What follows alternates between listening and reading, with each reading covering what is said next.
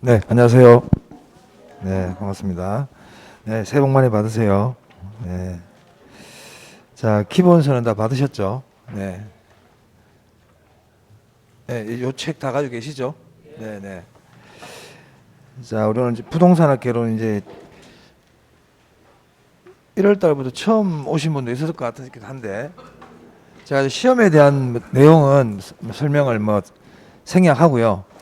자세한 내용은 학원 오실 때 많이 다 들으셨을 것 같고, 저희가 이제 공부할 과목은 이제 부동산학 개론입니다. 자, 이 부동산학 개론은 네, 우리 1차 과목이죠. 1차 과목이고 1차 과목은 부동산학 개론과 네, 민법으로 이렇게 이루어져 있습니다. 네, 그래서 네, 둘 다 40문항씩 이렇게 출제가 되고 있습니다. 그래서 합격은 평균 60점 이상 네, 받으면 합격하는 그런 시험이고요. 네. 그리고 제가 이제 부탁하고 싶은 거는 5월 31일까지 우리 1차 과목이 50점 이상이 나올 수 있도록 이렇게 준비를 해주시기 바래요. 네. 그래서 5월 말까지는 50점 정도가 나와야 올해 1, 2차 동차 합격하기가 수월해요. 네. 자, 그러기 위해서는 이제 1월달 지금 우리가 오늘 처음 수업을 하고 있지만 오늘부터 바로 이렇게 복습을 해주셔야 돼요. 공부를. 네, 1차 과목 같은 경우는 왜냐하면 5월까지 해봤자 5개월밖에 안 남았기 때문에 뭐 설을 보내고 내가 다시 그때도 공부해야 되겠다 이게 아니고 지금부터 바로 시작을 하셔야 됩니다. 마음을 딱 다 잡으셔가지고 아시겠죠? 11월, 12월은 뭐 그냥 이제 학원 오는 습관하고 공부하는 좀 그런 걸 길렀다면 1월부터는 이제 본격적으로 복습을 해주셔야 된다. 자, 그리고 우리 시험 보시면 책을 보시면 알겠지만 책이 좀 두꺼워요. 두꺼운데 책이 두껍다고 해서 겁내실 거 하나도 없고요. 여기 있는 걸 다 알 필요가 없어요.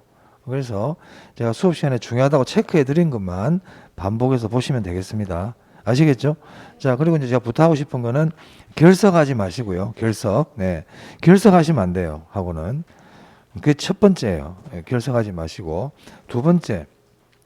왜냐하면 우리가 중개사 공부를 그 할 때 가장 고민되는 게 크게 두 가지예요. 제가 봐서는 여러분들 입장에서 내가 생각해 보면 저도 뭐 많은 분들 상담을 다 해봤기 때문에 저도 학원을 하면서 여러분들 고민하는 게 크게 두 가지인데 첫째는 이 시험이 어렵다고 하던데 과연 내가 합격할 수 있을까? 시험이 어렵다는데 정말 내가 이게 되겠나? 이런 고민 하나 하고 두 번째 고민이 시험이 10월 달에 있는데 내가 과연 10달 동안 이 시험 공부를 포기하지 않고 과연 꾸준히 할 수 있을까? 저는 이게 가장 큰 고민이라 봅니다. 뭐 돈이야 뭐 전 둘째 문제라 보고 사실은요. 합격만 할 수 있다면 금전적이 그 얼마 큰 돈은 아니거든요. 안 그렇습니까? 그게 가장 두 가지가 가장 큰 문제라 보는데 제가 이제 해답을 말씀드리면 우리 시험은 쉽기 때문에 합격할 수 있다는 거예요. 우리 시험은 안 어렵거든요. 그래서 처음에 제가 말씀드린 것처럼 학원을 빠지지 않고 정규 과정을 충분히 이수하면은 절대 허무한 점수가 안 나옵니다. 그건 제가 약속드릴 수 있어요. 자, 그건 제가 늘 보고 있는 거기 때문에 지금 1월 달부터 10월 말까지 학원을 열심히 다녔는데 뭐 택도 아닌 점수가 나온다. 그런 거 절대 없어요. 네. 만약에 안 되더라도 아슬아슬하게 안 됩니다. 그러니까 조금만 더 해버리면 딱 붙는 그런 점수들이거든요. 그래서 학원을 빠지지 마시고요. 그리고 10달까지 내가 과연 10개월 학원을 다닐 수 있을까? 뭐 다니면 되지 그거는. 내 마음에 달린 거 아니에요. 그죠? 누가 가지 마라 붙잡는 사람 있는 것도 아니고 내가 오면 되잖아요. 예, 그래서 학원을 빠지지 마시라. 아시겠죠? 그리고 두 번째는 자신감을 절대 잃으시면 안 돼요. 자신감이 굉장히 중요하거든요.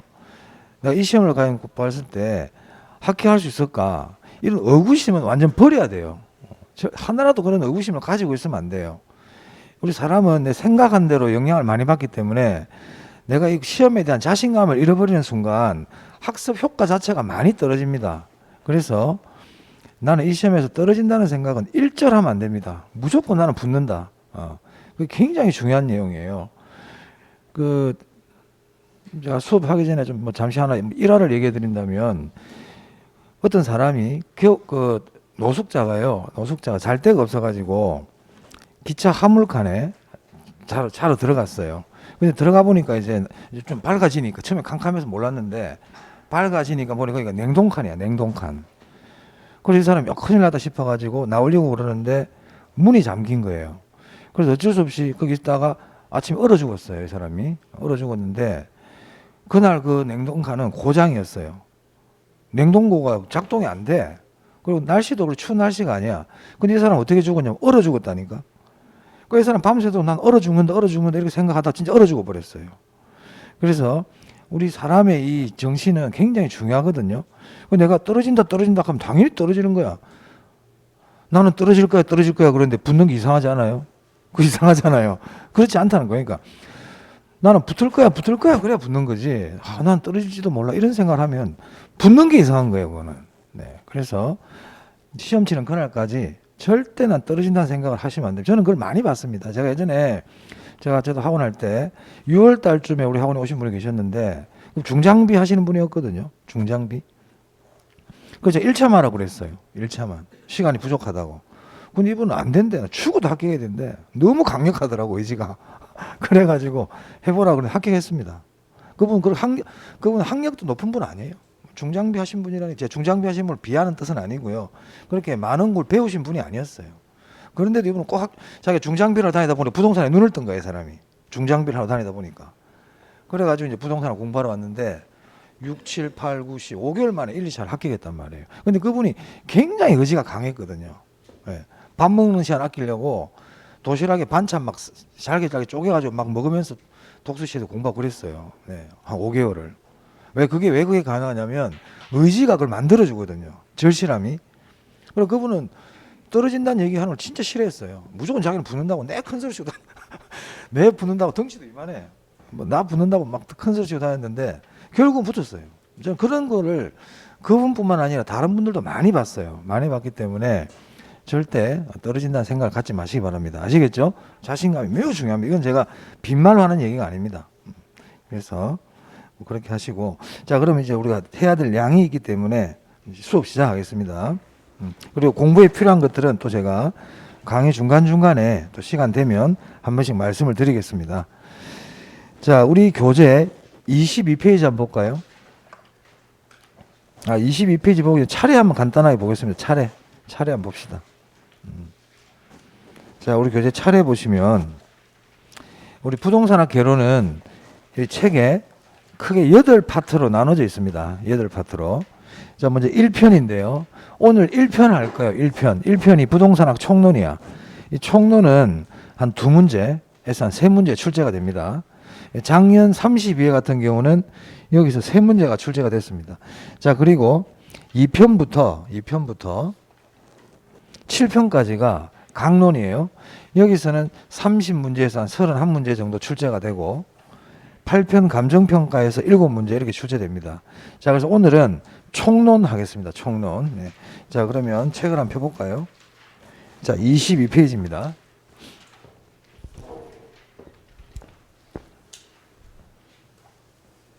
그리고 지금 1월 달에 우리 학원님 처음 오신 분들 계실 건데요. 11월, 12월 달 강의를, 그럼 내가 11월, 12월 달 강의를 못 들었는데 동영상을 앞에 걸 들어야 되느냐 이런 고민을 하고 계신다면 안 들으셔도 돼요. 1월 달부터 하시면 됩니다. 앞에 거 굳이 안 들어도 돼요. 들으실 필요 없어요. 어차피 첫 진도인데 뭐 여기서 하면 됩니다.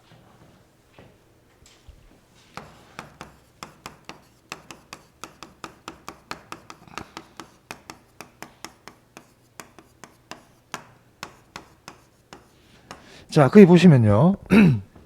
부동산학의 정의라고 되어 있죠. 부동산학이 뭐냐 이 말입니다. 크게 신경 안 써도 됩니다. 부동산학은 그냥 부동산에 대한 공부입니다. 이건 안 중요하고요. 그 밑에 부동산학의 학문적 성격이라고 있어요.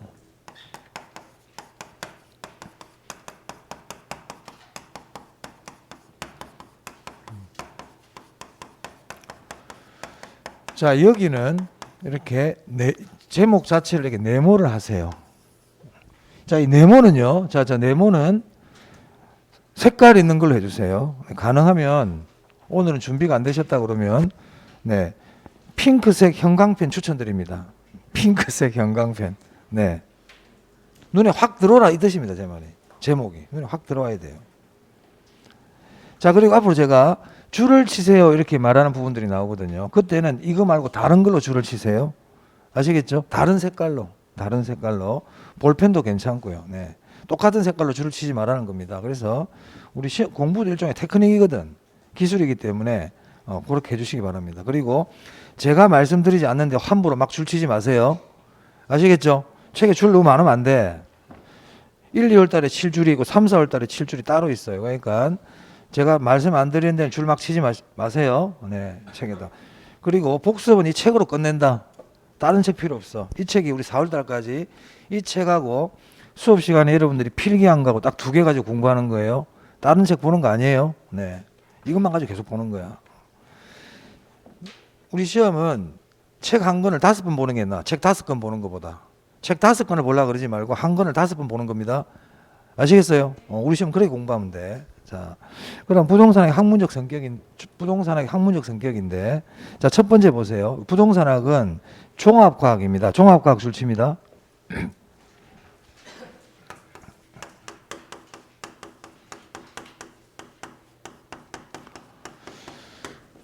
시험에 부동산학은 종합과학이다 이렇게 나와요. 그럼 이렇게 하시면 됩니다. 그럼 종합과학이라는 게 뭐냐면 여러 학문을 모아놨다는 뜻이에요. 그리고 우리 나중에 공부해 보시면 알겠지만 우리 학개론 안에는요 법학도 들어가 있고요, 경제학도 들어가 있고요, 경영학도 들어가 있고요, 금융도 있고요, 다 들어가 있어요. 안에 다 들어가 있다고. 그래서 거기 보면 이런 말이 있어요. 부동산학은 법학, 경제학, 경영학, 건축공학 등 줄 한번 쳐볼까요? 여러 학문의 지원을 받아. 여기만 줄칩니다. 여러 학문의 지원을 받아. 그래서 부동산학은 여러 학문의 지원을 받은 종합과학이다 이 뜻입니다. 자, 두 번째. 그럼 여러 학문의 지원을 받아 왜 줄을 치라고 그랬냐면 시험 지문 있는 게 가능한 거예요. 부동산학은 여러 학문의 지원을 받는다. 맞죠? 그게 종합과학이라는 뜻이에요. 그래서 줄을 친 거고요. 두 번째, 응용과학입니다. 자, 우리 학문은요, 응용학문이 있고요. 순수학문, 순수과학이 있어요. 순수과학이라는 거는 그냥 공부 그 자체야. 말 그대로 공부 그 자체. 학문 그 자체로서 의미만 갖고 있는 거야. 그런데 이러한 학문을 우리 인간 사회에서 발생한 어떤 문제를 해결하기 위해서 이 학문이 사용이 되잖아요. 그럼 그 학문은 응용과학이라 그래요. 이 부동산학은 학문으로 끝나는 게 아니고 인간 사회에서 발생하는 여러 가지 부동산 문제를 해결하기 위한 응용을 하거든요. 그래서 부동산학은 응용과학이다. 그럼 순수과학이다, 순수과학이 아니다? 순수과학이 아니에요. 그래서 응용과학 줄 치고요. 양가로 이번에 응용과학 돼 있죠. 네, 그 줄 딱 치고 그 밑에 보면 순수과학이 아니라 이렇게 돼 있잖아요. 보이십니까? 네, 줄 치고 거기는 별표입니다. 아닌 게 더 중요해요. 아닌 게. 순수과학이 아니에요. 자, 세 번째. 부동산학은 사회과학이에요. 사회과학. 사회과학이라는 거는 인간과 관계된 학문이란 뜻이에요. 우리 부동산학은 인간과 관계 있어요. 인간이 빠진 건 부동산학이 아니에요. 그래서 부동산학은 사회과학입니다. 그럼 사회과학과 반대되는 게 뭐냐면 자연 현상을 연구하는 자연과학이거든요. 그래서 사회과학의 반대말은 제가 이렇게 한다는 건 반대란 뜻이에요. 네, 자연과학이에요. 그럼 부동산학은 자연과학입니까? 자연과학이 아닙니까? 아니겠지. 그래서 사회과학에다 줄치고 그 밑에 자연과학이 아니라 줄치고 별표예요. 아닌 게 중요하다는 뜻입니다. 자, 그 다음에 부동산학은 구체적인 학문입니다. 구체적 학문이에요. 구체적의 반대는 추상적이거든요. 또는 뭐 가상적이다 이렇게 얘기할 수 있는데, 그래서 부동산학은 구체적인 학문이지 추상적인 학문이 아니에요. 그래서 그 밑에 보면 구체적 줄 치고요. 그 밑에 추상적 학문 또는 가상과학이 아니라 이렇게 줄 쳐야 돼요. 아니라 줄 별표하시고요. 자, 그래서 정리하면 이렇습니다. 부동산학은 종합 응용 사회과학이면서 구체적인 학문이에요. 그런데 순수 자연 추상적 학문은 아니라는 거죠.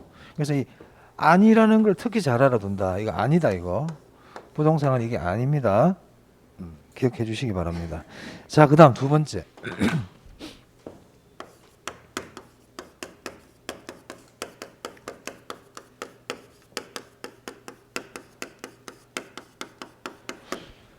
그리고 얘는 별표 한 개 할게요. 이렇게. 자, 부동산의 3대 측면인데요. 자, 23페이지. 거기 보시면 회색으로 된 박스가 있습니다. 회색으로 된 박스. 그 제목에 부동산의 복합 개념 3대 측면, 2대 측면 이렇게 돼 있죠. 네, 그거 이렇게 네모하세요. 이렇게 네모. 자, 부동산의 3대 측면이 뭐냐? 3대 측면. 네. 네, 법률적 측면.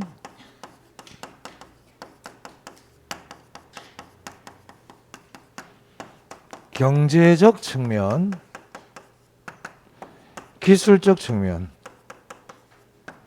이 세 가지를 3대 측면이라고 그럽니다.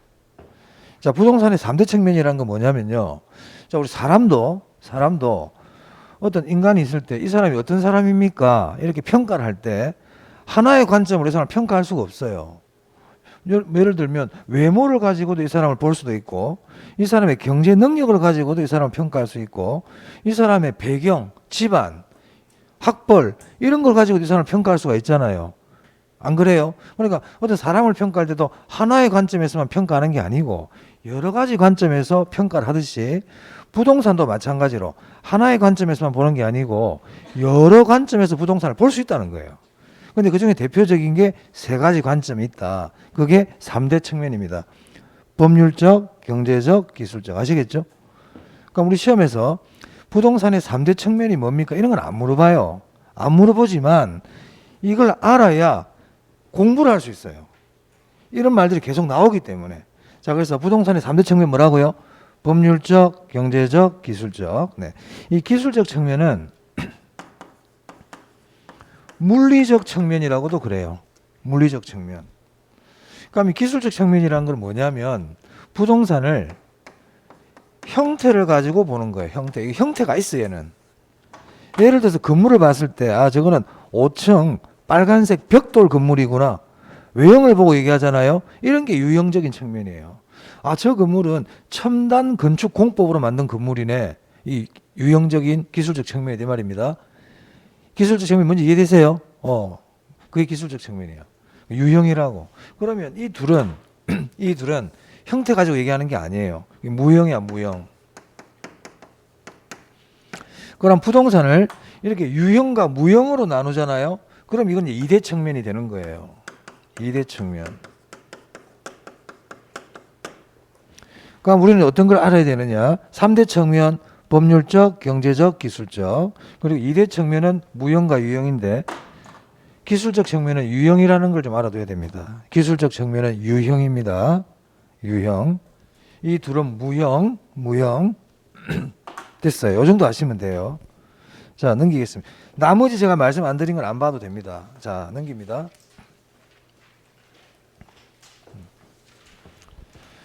자, 세 번째. 경제 주체. 네, 주체에 대해서 좀 말씀을 드릴게요. 주체. 네, 이건 네모인데요. 이건 우리 책이 어디에 나오냐면 27페이지인가 좀 나올 거예요. 네, 27페이지 한번 볼까요? 27페이지 보시면 중간에 파란색 표가 있습니다.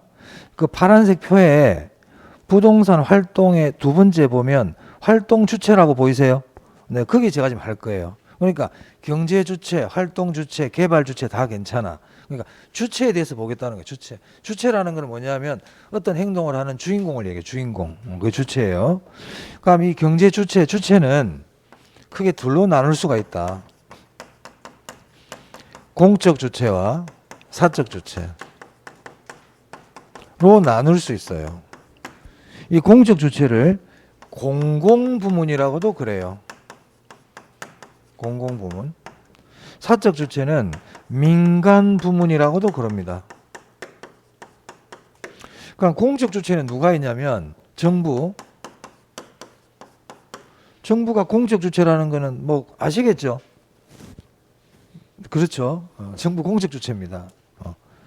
지방자치단체, 지자체 또는 각종 공사들, 한국토지주택공사, 한국주택금융공사, 한국도시가스공사 뭐 이런 공사들 있잖아요. 다 공적 주체예요. 이 공적 주체를 제1섹터라고도 부릅니다. 제1섹터. 섹터라는 건 부문이라는 뜻입니다. 제일 섹터. 자, 사적 주체는 누가 있냐면 개인, 기업, 네, 조합이에요. 재개발 조합, 재건축 조합 같은 조합. 네. 이 민간 부분을 제2섹터라고 부릅니다. 제2섹터. 그리고요, 이 민간 사적 주체를 다른 말로 시장이라고도 그래. 요거 좀 시장. 그러니까 시장 그러면 민간을 얘기하는 겁니다. 그럼 시장 원리, 민간 원리예요. 시장 원리. 그래서 이 시장하고 정부하고는 대비되는 개념이야. 정부의 반대말은 시장 이렇게 봐도 괜찮아. 정부와 시장은 대비된다.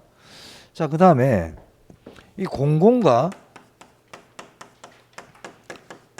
민간이 같이 할 수도 있거든요. 민간 합동개발처럼 공공과 민간이 같이 힘을 할 수 있다. 같이 경제활동을 하더라. 그럼 이 경우는 몇 섹터일 것 같아요? 네, 제3섹터죠. 예전에 시험에 나온 적이 있어요. 예전에 제2섹터 이렇게 낸 적이 있어요. 오래전에. 그래서 여기서도 마찬가지 공적 주체는 어떤 것들이 있고 사적 주체는 어떤 것들이 있고 공공과 민간은 제3섹터라 그런다. 그리고 사적 주체라는 게 시장이구나. 요 정도는 아셔야 되겠습니다. 네. 크게 어려운 내용 아닙니다. 조금만 보시면 됩니다. 자, 그 다음. 자, 우리 교재 24페이지인데요. 24페이지. 거기 효율성의 원리라고 있죠. 네, 네모하세요. 그 밑에 형평성의 원리 있습니다. 네모합니다.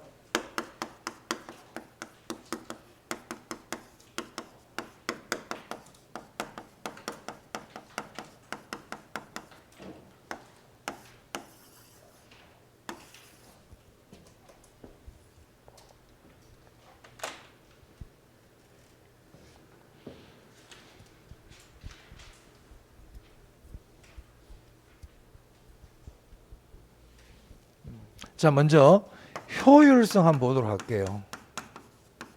자, 효율성. 자, 효율성은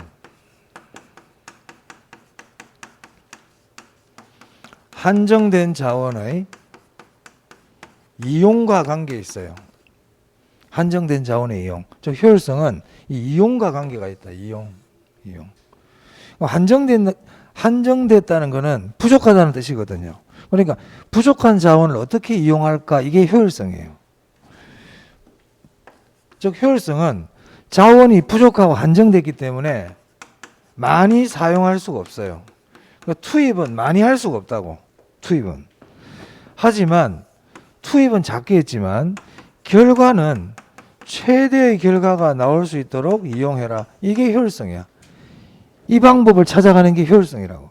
난 하루에 공부할 시간이 2시간밖에 없어. 2시간밖에. 근데 나는 오늘 꼭 합격을 해야 돼. 그럼 이 2시간이라는 이 부족한 시간을 어떻게 이용을 해야 합격할 수 있을까? 이게 효율성이거든요. 그러니까 부족한 자원을 최소를 투입해가지고 어떻게 하면 최대의 결과가 나올 수 있을까? 이 방법을 찾는 게 효율성이다.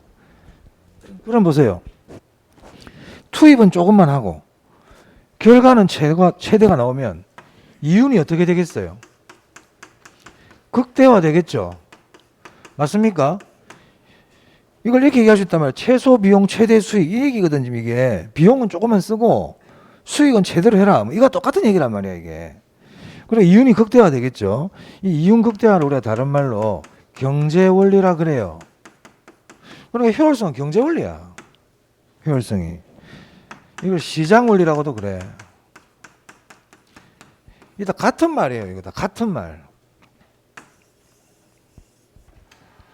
이런 것들은 머릿속에 넣어두시면 좋아요. 그래서 우리 개론을 공부할 때 이해하는 데 도움이 됩니다. 그래서 효율성이라는 말이나 경제원리라는 말이나 시장원리라는 말이나 이윤극대화라는 말이나 똑같아요. 똑같아요. 기업들은 이런 원리로 움직이는 거예요. 기업들은. 자, 그러면 여기 나와 있는 이 효율성은 공공이 중요시하겠어요? 민간이 중요시하겠어요? 네? 이거 시장 있잖아. 그죠? 집중.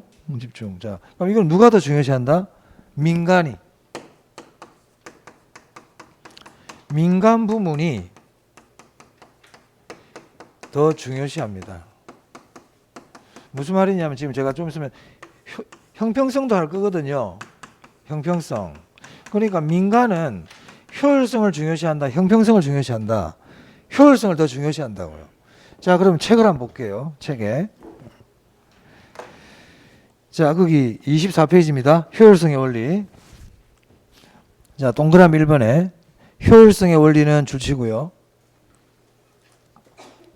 경제적 원리로서 경제적 원리 줄칩니다. 그리고 그 위에다가 이윤 극대화, 시장 원리 이런 말을 적어두면 더 나중에 더 좋겠죠. 책 보실 때. 자, 그리고 최소의 비용을 투입하여 최대의 효과를 얻고자 하는 원리다. 여기까지 줄 치시면 되겠습니다. 그리고 그 밑에 보면 이용이라는 글자가 있습니다. 이용. 보이세요? 한정된 자원을 어떻게 효율적으로 이용해야 하는가 나오죠? 이용 동그라미. 그래서 효율성은 이용과 관계되는 개념이에요. 자, 그 다음 동그라미 2번 봅니다.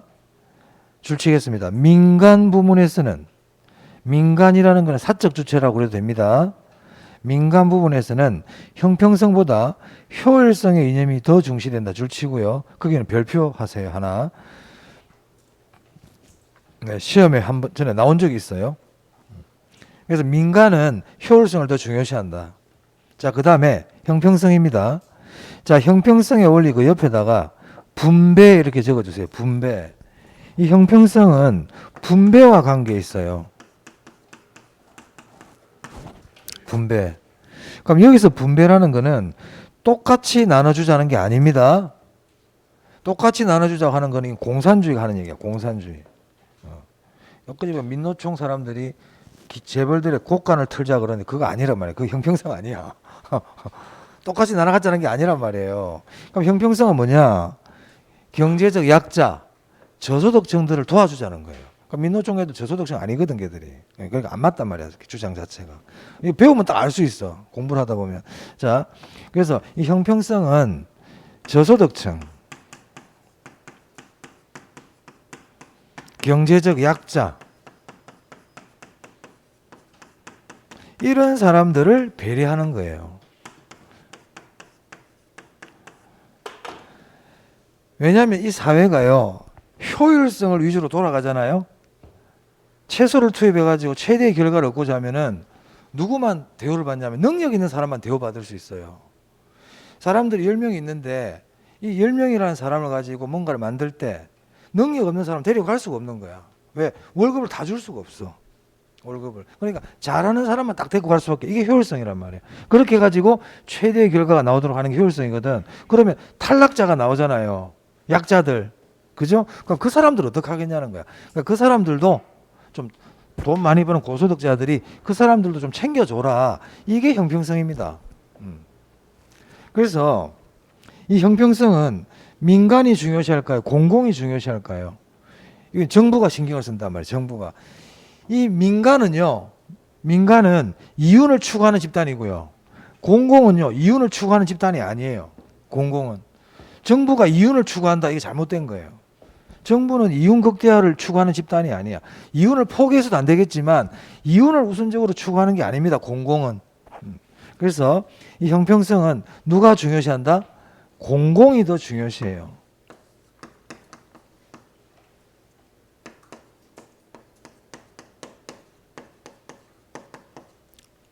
자, 그럼 이거 보니까 효율성을 중요시하다 보면 형평성이 떨어지고요. 형평성을 중요시하다 보면 효율성이 떨어져요. 즉, 이 두 개를 동시에 만족시키기는 어렵다 이 말입니다. 이런 관계를 뭐라 그러냐면 상충관계다 이렇게 얘기합니다. 부딪힌다는 거죠. 그래서 효율성과 형평성은 둘 다 만족시키기 어려워요. 어렵다. 자, 그럼 형평성 교재 한번 보겠습니다. 자, 형평성의 원리.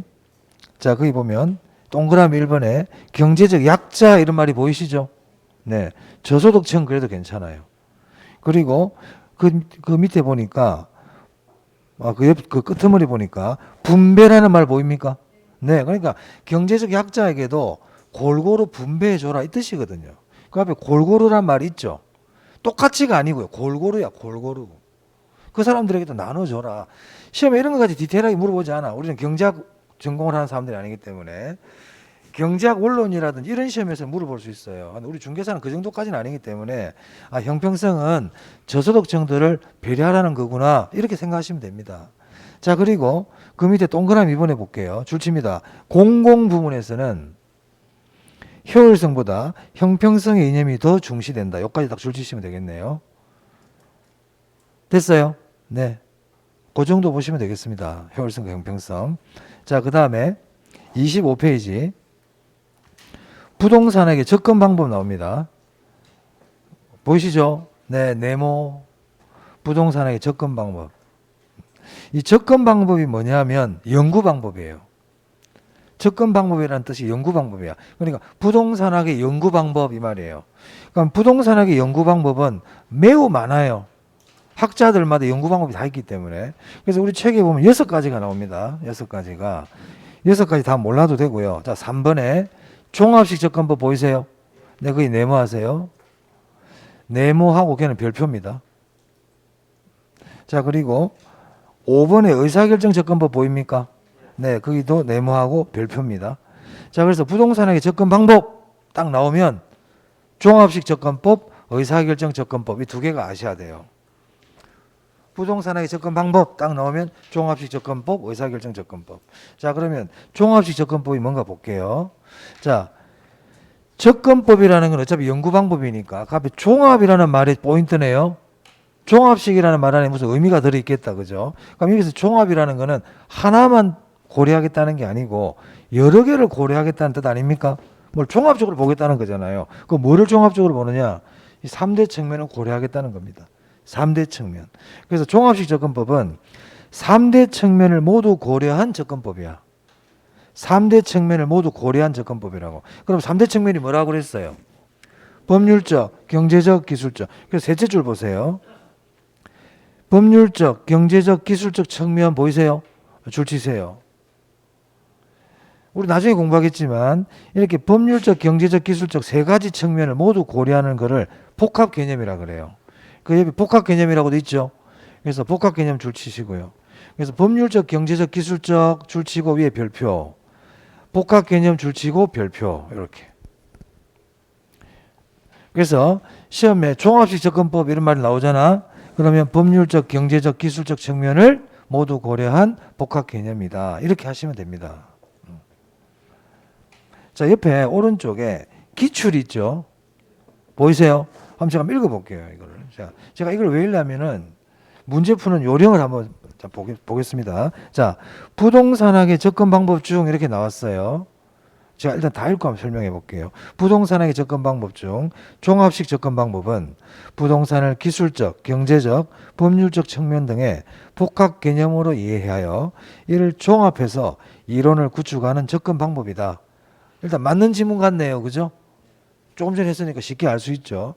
자, 시험장에 가가지고 자, 이러한 지문을 맞닥뜨리지 않습니까? 이런 지문을 맞닥뜨렸을 때 1번 수험생 일단 다 읽어. 다 읽고 나서 생각하고 OX를 판단하시는 분이 있고요. 2번 수험생 부동산의 접근 방법 중 이 말을 딱 보고는 부동산의 접근 방법 종합식과 의사결정이 중요하다 그랬는데 수업 시간에 종합식 아니면 의사결정을 물어볼 수 있겠구나 생각하면서 읽는 사람이에요. 그걸 봤더니 종합식 접근 방법이 딱 나왔거든. 종합식 접근 방법 나오니까 3대 측면 법률적, 경제적, 기술적이라고 그랬고 복합 개념이라 그랬다. 그럼 그 뒤에 그런 말이 나오는지 한번 보자 하면서 읽는 사람이에요. 그 봤더니 기술적, 경제적, 법률적이라는 말이 나오잖아요. 그럼 이분은 여기서 끝난 거예요. 더 이상 읽을 필요가 없어요. 자기가 원하는 말이 나왔어요. 그럼 이 질문 어떻게 된다? 오다 이 말이야. 첫 번째와 두 번째와 비슷해 보이지만 아주 다릅니다. 이런 식으로 우리가 문제를 풀어야만이 80문항을 짧은 시간에 풀 수 있어요. 다 들어보고 판단할게 이게 아니고요. 들으면서 읽어 나가면서 내가 찾는 글자가 있느냐 없느냐를 보고 OX를 판단해 나가야 돼요. 이게 굉장히 다른 내용이에요. 자, 그렇게 이렇게 해야만 우리가 짧은 시간, 우리 1차 시험은 시간 싸움이에요. 시간 싸움. 시간 싸움. 제가 아까 1차 과목이 80문제라 그랬잖아요. 80문제를 100분 동안 보거든요. 그러니까 우리가 시험을 출제할 때 시간을 어떻게 배분을 주냐면 한 문제당 1분을 줍니다. 원래. 한 문제당. 그러니까 우리 40문제니까 40분이 딱 배분이 돼. 그리고 OMR 카드 마킹하는 시간을 한 10분 정도 봐요. 그럼 50분이잖아요. 그러니까는 민법에 50분, 개론도 50분 해가지고 단순히 100분 이렇게 준다니까. 국가시험 25문제 아닙니까? 25문제면 25분, 한 문제당 1분 줘요. 25분 플러스 마킹 5분 해가지고 한 30분 줍니다. 보통 그렇게 시간을 준단 말이에요. 자, 그러면 민법을 계산대로 하면 50분 만에 풀어야 된다는 얘기잖아요. 그죠? 근데 민법이 40문항인데 오지선다야. 민법은 계산 문제도 없어. 그럼 다 글이야, 글. 그러면 지문이 몇 개예요? 지문이 200개야, 200개. 40문항에 5개 지문이니까. 200개 지문 아닙니까? 200개 지문을 읽어야 된다, 이 말이야. 그것도 생각을 하면서 읽어야 돼. 그냥 소설책 읽는 게 아니고. 그러면 200개 지문을 읽고 문제를 푸는데 40분 만에 풀고 마킹한다고? 불가능해. 불가능해요. 민법은 절대 40분 만에 50분 만에 마킹까지 끝낼 수 없는 과목이에요. 물리적으로 불가능합니다. 여러분 수준에서는 안 된단 말이에요. 그럼 어떻게 해야 된다? 시간을 더 배분해야 돼. 민법은 50분 가지고 안 된단 말이에요. 마킹까지. 그러니까 민법은 문제 푸는 데만 50분 걸려. 마킹 빼고라도. 그럼 10분이 오버돼 버리잖아요. 민법은 50에서 55분 걸립니다. 그럼 어디서 시간 줄여야 돼? 개론. 개론에서 시간을 줄여야 된다니까. 그래서 개론은 30분에서 35분이야. 그리고 문제를 풀 때 모르면 빨리빨리 넘길 줄 알아야 돼요. 빨리빨리. 그래서 우리 시험은 제가 늘 쉽다 그래 어렵다 그래요. 시험 쉬워요, 쉬워. 근데 왜 자꾸 사람들이 떨어지냐면 공부 방법이 잘못됐고 문제 푸는 방법이 잘못됐어. 두 가지 원인 때문에 그래. 그러니까 공부 방법은 다 보려고 그러지 말고 중요한 것만 발췌해가지고 그걸 집중해서 여러 번 보면 되고요. 문제를 풀 때는 모르는 건 빨리빨리 넘어가고 내가 아는 것들을 푸는데 그 중에서도 옳은 말 찾기 할 때는 아까처럼 핵심되는 단어들을 찾아가지고 답 찾는 연습을 연결시키는 연습을 많이 해야 됩니다. 민법이든 개론이든 똑같습니다. 똑같습니다. 그게. 그래서 제가 아까 말씀드린 종합식 접근법 문제 푸는 것처럼 종합식 접근법 딱 나오잖아요. 그러면 여러분들은 3대 측면 복합 개념 이렇게 딱 기억하고 있어야 돼. 다른 거 필요 없어. 다른 글자는 아무 의미가 없어요. 다른 글자는. 자, 그 다음에 의사결정 한번 볼까요? 자, 그럼 의사결정 접근법인데, 그럼 의사결정 접근법은 접근법이라는 건 어차피 연구 방법이니까 여기서 중요한 글자는 의사결정 아닙니까? 그죠? 그럼 어떤 의사결정이냐거든. 이윤극대화란 말이야. 이윤극대화라는 의사결정을 중심으로 한 연구 방법이에요. 그래서 거기 교재에 보면요. 자기 이윤의 극대화란 말 보이세요? 줄쳐야 돼요. 이윤극대화란 말이 중요해요.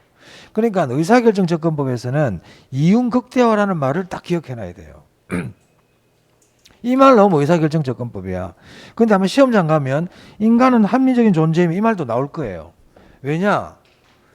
여러분들이 이익을 추구합니까, 여러분들? 예? 그 여러분 합리적이라는 뜻이에요, 그게.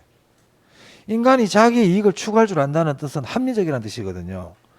근데 자기 이익을 추구하지 못하는 사람들 있잖아요. 좀 약간 우리 한정치산자 분들이시더라든지 이런 분들 있잖아요. 그죠? 약간 지능이 좀 떨어지신 분들. 그런 분들은 합리적이 안 그러거든요. 이분들은 이윤을 추구할 줄 모르죠. 그냥 자기가 주고 막 이러잖아요. 애들, 어린 애들.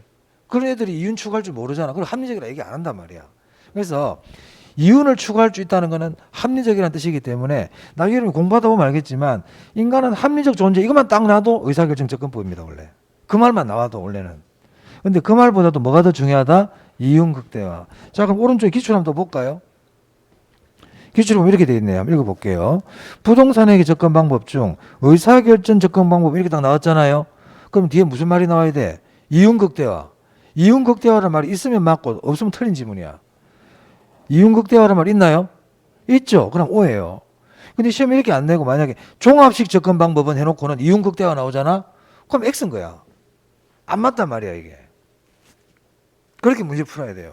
다 읽는 게 아니야. 읽을 시간이 없어.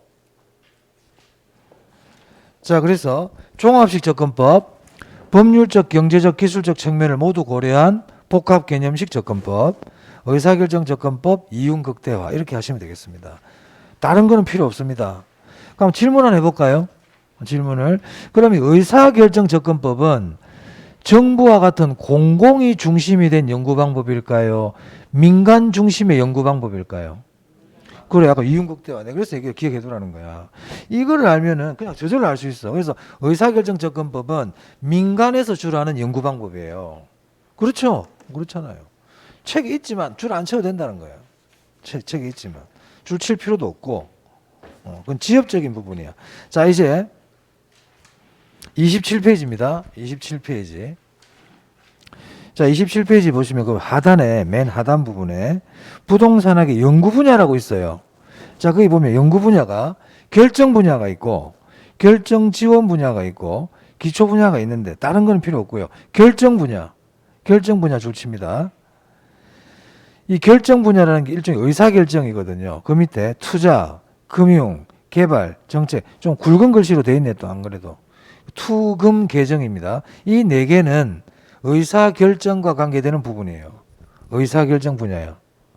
그 정도 구별하시면 되겠고. 자, 넘깁니다. 자, 28페이지입니다. 자, 28페이지 보시면 부동산 학의 일반 원칙이라고 있죠? 내고 네모하세요. 부동산 학의 일반 원칙. 그리고 별표 하나 합니다. 네.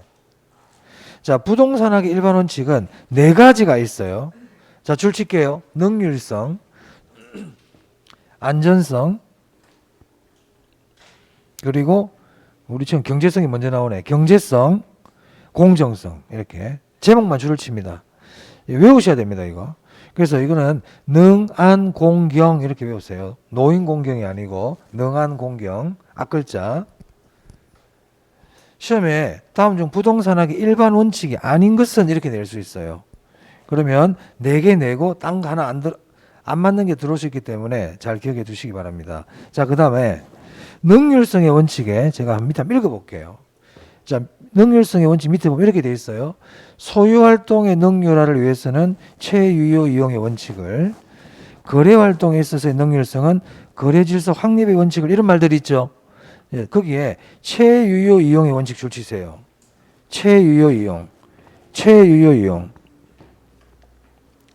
자, 이걸 왜 줄을 치라고 그랬냐면 최유효 이용의 원칙은 능률성의 원칙과 관계가 있어요.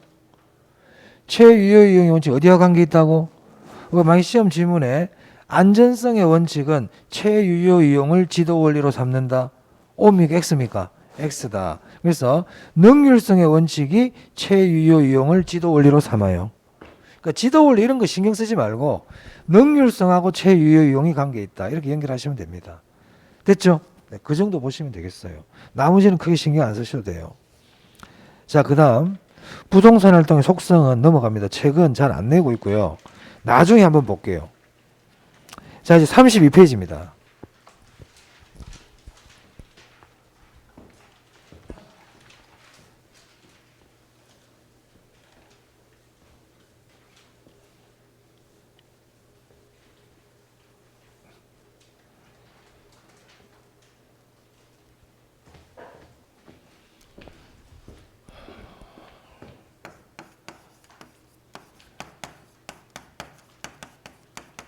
자, 이 부동산의 개념인데요. 이 부동산의 개념은 출제 빈도가 높아요. 그 중에서도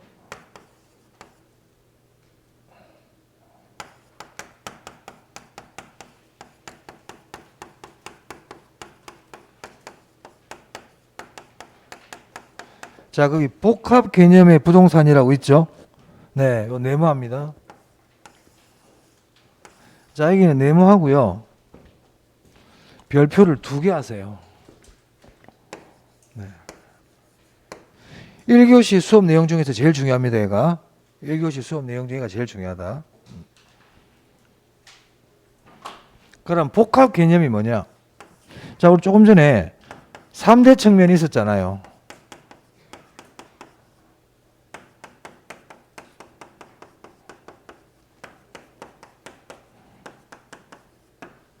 아까 부동산에 3대 측면이 있었죠. 이 복합 개념의 부동산이라는 거는 부동산의 개념을 정의할 때 이 3가지 측면을 모두 고려한 개념이에요. 그래서 복합 개념의 부동산이란 3대 측면을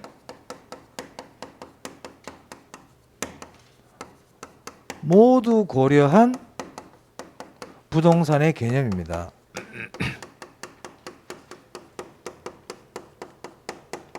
그럼 3대 측면이 뭡니까? 법률적, 경제적, 기술적이죠. 자, 책 한번 볼까요? 자, 거기 32페이지입니다. 줄 치겠습니다. 복합 개념의 부동산이란 줄 치고, 그리고 그 뒤에 법률적, 경제적, 기술적 측면의 부동산을 의미한다까지 줄을 칩니다. 그래서 복합 개념의 부동산이라는 것은 법률적, 경제적, 기술적이라는 이 세 가지 측면을 모두 포함하고 있는 세 가지 의미가 모두 들어가 있는 부동산의 개념을 뭐라 그런다고요? 복합 개념의 부동산이라고 그래요. 자, 그리고 그 앞에 복합 개념의 부동산 있잖아요. 거기를 이렇게 괄호를 하세요. 괄호. 복합 개념의 부동산을 괄호하세요. 줄친 부분에 그게 그렇죠. 괄호를 하고요. 거기다 이렇게 별표. 괄호하고 거기다 별표. 제가 괄호를 하고 별표를 하라는 얘기는 다른 글자가 들어갈 수 있어요. 다른 글자가. 만약에 시험장에 갔는데 복합 부동산이란 법률적, 경제적, 기술적 측면의 부동산을 의미한다. O예요, X예요. X죠. 복합 부동산이 아니고 뭐예요? 복합 개념의 부동산이죠. 이거를 신경을 쓰지 않고 읽으면요, 몰라요. 그냥 O 해버려요. 무슨 말 알겠습니까? 그러니까 복합 부동산하고 복합 개념의 부동산 다르다. 조금 이따 복합 부동산 공부할 텐데. 그래서 복합 부동산하고 복합 개념의 부동산을 막 섞어서 막 내버리거든요. 그런 걸 주의해야 돼요. 그러니까 무슨 말이냐. 시험 지문을 읽을 때 내가 주의해야 될 부분을 알고 읽으라는 거야. 항상. 그게 실력이다. 그게 실력자야. 다 보고 내가 판단할게요. 이건 실력자 아니야. 그냥 아마추어야, 걔들은. 실력자들은 딱 들으면 안단 말이에요. 그게 고수들이에요. 우리가 전문가가 누굽니까? 각 분야의 전문가가 뭐 똥인지 된장인지 다 찍어보고 아는 사람 그건 전문가 아니라면 딱 보면 알아야 돼. 이게 전문가야. 그 수준 정도는 돼야 우리 시험장에 갔을 때 안전하게 합격가 나오는 거예요. 안전하게. 고득점을 노리라는 게 아니고 그 정도 소양은 갖추고 가야 돼, 시험장에. 그래야만이 100분 만에 80문항을 풀고 나올 수 있는 거예요. 이게 아주 핵심 포인트야. 그러면 전문가가 되려면 전부 다 본다. 전문가 될 수 없어요. 그러니까 우리 전문가는 어떤 전문가냐? 시험에 자주 나오는 부분에 전문가가 되면 돼. 근데 시험에 자주 나오는 부분은 어딘 줄 아는 데 있잖아. 다 얘기를 해주거든, 선생님들이. 이거 시험에 잘 나옵니다. 중요하면 얘기를 다 해줘요. 근데 그게 전문가가 안 되고 시험장 간다, 여러분들이. 한두 번 보고 가버리는 거야, 한두 번 보고. 그러니까 시험장에 갔더니 답을 빨리빨리 못 찾지. 답을 빨리빨리 못 찾는단 말이야. 그러면은 수업 시간에 선생님들이 얘기해주는 부분이 어려우냐? 그건 아니거든. 지금 어려운 게 뭐가 있노? 복합 개념의 부동산, 법률적, 경제적, 기술적 측면의 부동산. 이게 뭐가 어려워요? 그럼 이걸 얘기해 줬으면 이걸 최소한 시험장 가기 전까지는 10번 정도는 보고 가야 되는데 한 두 번 보고 가는 거야. 2번. 그러니까 다 잊어먹지. 그래서 떨어지는 거야. 시험이 어려운 게 아니고, 시험이 어려운 게 아니라니까 내가. 자꾸 얘기하잖아요. 어려운 게 아니, 시험이 어려운 게 아니다. 자, 그럼 우리 개론에 계산 문제 나오잖아요. 선생님, 저는 계산 문제가 어려운데요. 인정. 그건 인정한다니까. 계산 문제 어렵다면 인정해줘. 그거는 인정해준다고요. 그럼 찍으라고 그러잖아, 내가. 그러면 찍어. 아니, 이런 문제는 어려운 게 없어. 계산 문제는, 왜냐면 우리가 나이가 있다 보니까 계산이 약해요. 그래서 선생님, 저는 계산 문제는 저는 아무리 봐도 시간도 많이 걸리고 이해도 안 되고 어려워요. 그럴 수 있거든요. 포기하라고 그러면 안 되면. 이론 잘하면 되잖아. 근데 이론도 안 하고 계산도 안 하고 시험장 가니까 당연히 떨어지지. 자, 그래서 복합 개념의 부동산입니다. 법률적, 경제적, 기술적 측면의 부동산. 자, 그러면 보세요. 우리가 부동산을 정의할 때 법률적 관점에서 정의한 거를 법률적 개념, 경제적 관점에서의 부동산을 경제적 개념, 기술적 관점에서의 부동산 개념을 기술적 개념 이렇게 불러요. 그럼 이 세 가지 개념을 모두 포함하고 있는 게 무슨 개념이라는 거야? 복합 개념 이 뜻이에요. 그러니까 이 세 가지 개념이 다 섞여 있다. 그래서 복합 개념이야. 그래서 복합 개념이라고 부르는 거예요. 자, 그러면요. 우리 책 어디를 보냐면 34페이지입니다. 34페이지 보시면 거기 기술적 개념이라고 돼 있죠. 네, 그 네모할게요. 이 기술적 개념은 그 첫째 줄에 유형 이렇게 돼 있죠. 유형 동그라미. 제가 기술적 개념은 유형이라 그랬습니다. 그리고 그 밑에 자연, 공간, 위치, 환경 보입니까? 네, 그 줄 치고요. 이게 별표 2개예요. 이거 외우셔야 돼요. 시험에 매우 많이 나왔어요. 다음 중 부동산의 기술적 개념을 고르세요. 다음 중 기술적 개념이 아닌 거를 고르세요. 이렇게 막 내요. 그만 보면 되고요. 그 다음 경제적 개념 볼게요. 경제적 개념 네모. 자, 그리고 셋째 줄에 자산, 자본, 생산 요소, 소비재, 상품 줄칩니다. 그리고 별표 2개입니다. 네, 역시 중요합니다. 이런 것들은 나오면 맞춰줘야 됩니다. 맞춰줘야 돼. 일단 경제적 개념은 뭔가 왠지 돈 냄새가 납니다. 돈 냄새가. 자, 그리고 경제적 개념이 자산, 자본, 생산 요소, 소비재, 상품은요. 매우 많이 나왔어요. 시험에 지금까지. 매우 많이 나왔거든. 그리고 얘들만 나와. 줄친 것만 나온단 말이야. 지금까지는. 딴 데서 나온 적도 없어. 근데 이제 우리가 시험이 여러 번 30회가 넘어갔기 때문에 다른 것도 좀 봐둘 필요가 있어요. 자, 첫째 줄에 볼게요.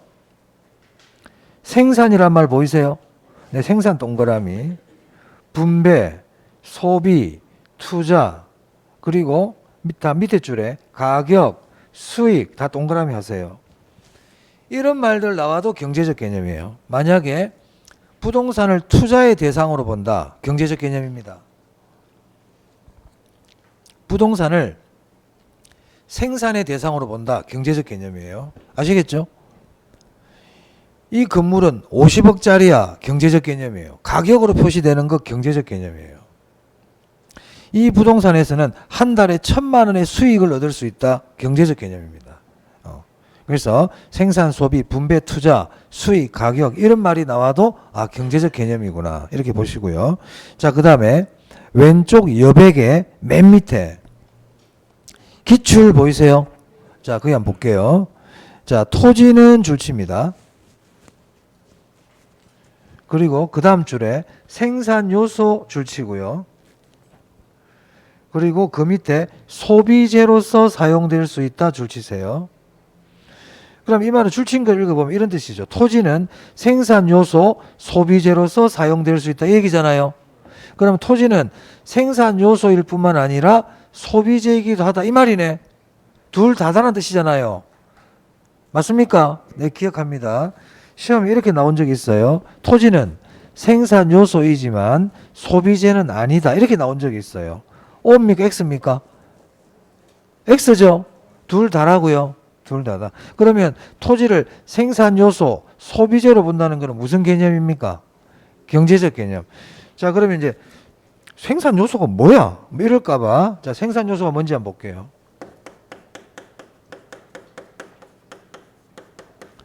생산 요소는